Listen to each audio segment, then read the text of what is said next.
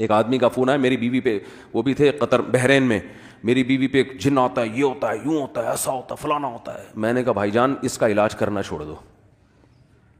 کہہ رہے نہیں ایک بڑے مفتی ہیں کراچی کے، اب میری زبان سے نام بھی نکلنے والا تھا وہ پھر زیادہ ہو جاتی ہے نا، بڑے مفتی ہیں کراچی کے، وہ علاج کر رہے ہیں. میں نے کہا اس علاج کی وجہ سے ہو رہا ہے یہ سب کچھ،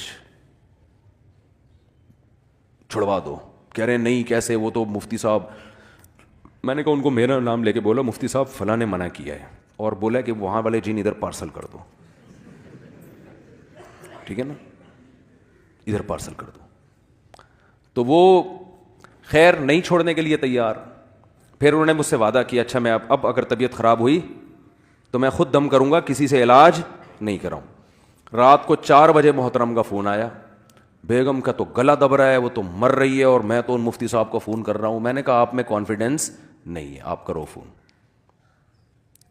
میں نے کہا میں ہوتا تو میں تو فون کر کے ان مفتی صاحب کو گالیاں سناتا. ایک تو تم اپنے نام کے ساتھ مفتی کیوں لگایا ہوا ہے؟ تم فتوے کا کام تو کرتے نہیں ہو، کرتے ہو تو بتاؤ. ہمارے پاس بہت سے مسائل پڑے ہوئے ہیں، آدھے ہم آپ کے پاس بھیج دیتے ہیں، ان کو ذرا حل کر کے جواب لکھ دو، ہمارا کام کیا ہو جائے گا، آسان ہو جائے گا.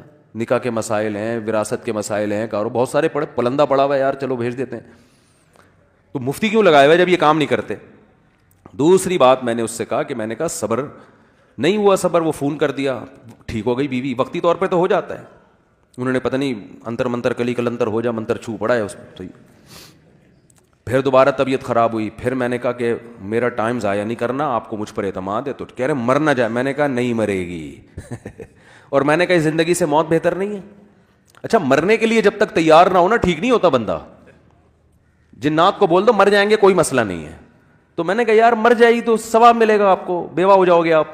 ٹھیک ہے ٹھیک ہے. میرا مقصد اس کی بیوی کو مارنا نہیں تھا. بالآخر اس نے ہمت کی اور پھر کہا کہ الحمدللہ ٹھیک ہو گئی. اور اس نے بتایا کہ جب سے اس مفتی صاحب سے علاج کرا رہا ہوں نا، میرے ماموں پہ بھی آ رہا ہے، میرے پھپھا پہ بھی آ رہا ہے، کیونکہ سارے خاندان کو ان سے بیعت کرا دی اس نے، سب پہ کچھ نہ کچھ آ رہا ہے.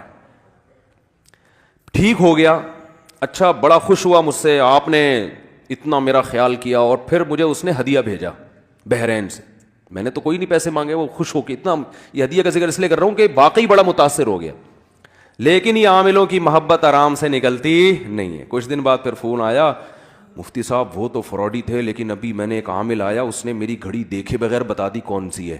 یہ بندہ صحیح ہے کیونکہ اس نے میری گھڑی دیکھی نہیں ہے اور گھڑی کا ماڈل بتا دیا. یہ تو بالکل کیا لگ رہا ہے.